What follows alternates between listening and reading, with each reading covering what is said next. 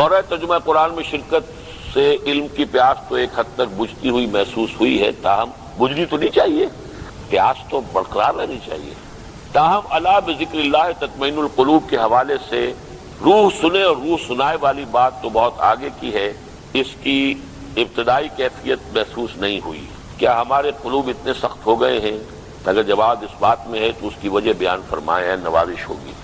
اصل میں یہ سمجھتا ہوں کہ ایک تو یہ کہ ہر شخص کی کیفیت اور اس کا تاثر جو ہے وہ بہت حد تک اپنی، ہر شخص کے اندر جو کیفیات ہیں اس کا ایک عکس ہوتا ہے۔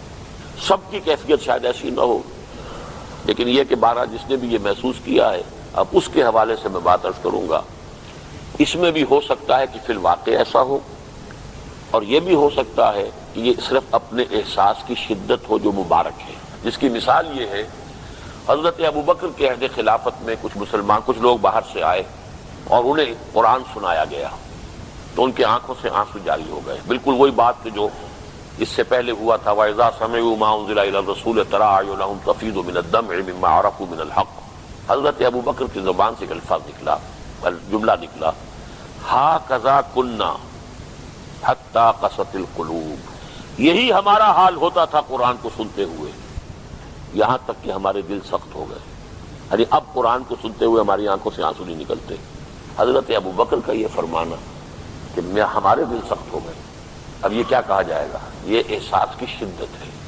یہ ایسا ہی ہے جیسے حضور فرماتے ہیں میرے دل پر بھی کبھی کبھی حجاب آ جاتا ہے، انہ لیغان علی قلبی وانی لاستغفر اللہ ربی 70 مرۃ فی کل یوم۔ میرے بھی دل پر کبھی کبھی غبار اور حجاب سا آ جاتا ہے اور میں 70 مرتبہ استغفار کرتا ہوں۔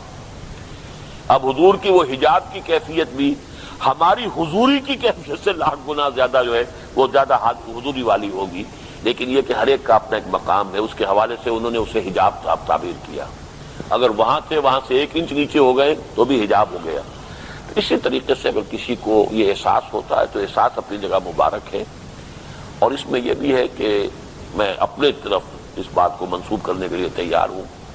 بعض اوقات ہمارے بیان میں کیونکہ ریشنلسٹک ایلیمنٹ زیادہ ہوتا ہے، اس لیے وہ روح کو چھیڑنے والے جو کیفیات ہیں وہ کم ہوتی ہیں۔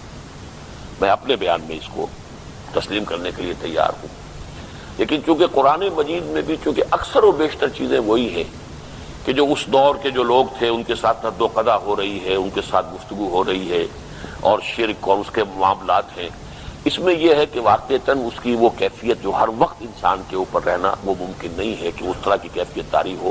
البتہ ایسے لمحات یقیناً آئے ہوں گے اس دورہ ترجمہ قرآن کے دوران کہ کبھی یہ کیفیت بھی ہر شخص کو محسوس ہوئی ہوگی، واللہ اعلم۔